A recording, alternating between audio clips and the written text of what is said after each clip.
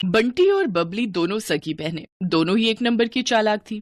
वो बूढ़ी औरतों का भेष बनाकर अलग अलग गांव में जाती थी और जहां भी सीधी साधी अमीर सेठानी औरतें दिखाई दें, उनको ठग लेती थी।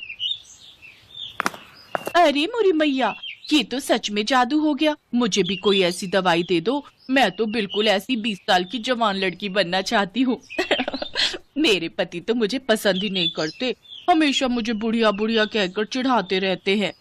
सही कह रही हो बहन, मेरे पति भी मुझे ऐसे ही सुनाते हैं कि तू तो अब बूढ़ी हो गई है, तेरे ऊपर कुछ पहना ओढ़ा अच्छा नहीं लगता। अब दिखाऊंगी मैं कितनी सुंदर लगती हूँ। वैसे ये दवाई खाकर हम कितने दिन में जवान हो जाएंगे? बस एक बार ये 1 हफ्ता दवाई खा लो, उसके बाद आने वाले 1 हफ्ते के अंदर तुम्हारे अंदर बदलाव आ जाएगा। पर ये दवाई महंगी है, इतना याद रखो, 51,000 रुपए का शगुन डालना पड़ता है, तब ये दवाई मिलती है और तभी ये अपना असर दिखाती है। अब तुम पांचों अगर जवान होना चाहती हो तो कल 51,000 रुपए ले आओ और ये दवाई ले जाओ। अरे वो तो कोई दिक्कत नहीं है, पैसों की चिंता तुम ना करो, हम कल ही ले आएंगे। पर मेरी तो अब बहन की लड़की की शादी है, मैं सोच रही हूँ कल से दवाई शुरू कर दूं। हाँ, आप कल से ही दवाई शुरू कर दो, तभी आप मेरी तरह सुंदर बन पाओगे। ठीक है, तो फिर हम सब कल पैसे लेकर आ जाएंगे, तुम हमें दवाई दे देना।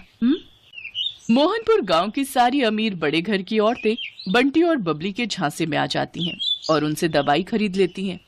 बंटी और बबली तो अपना काम करके उन औरतों को ठग कर कब का वहां से रफू चक्कर हो चुकी थी, पर मोहनपुर गांव की औरतें अपना सिर पीटती रह गई।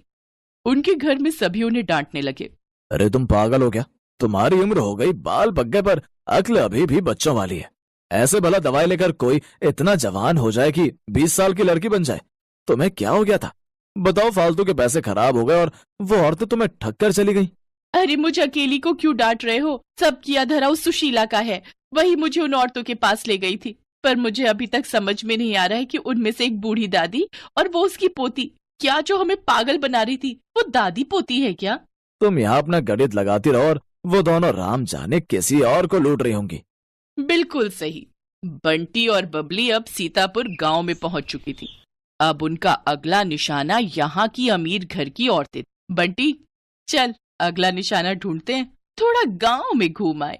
ठीक है, पहले इन सब का विश्वास भी तो जीतना होगा। अरे वो तो हमारे बाएं हाथ का खेल है। बंटी और बबली दो बुढ़िया बनकर सीतापुर गांव में घूमने लगी।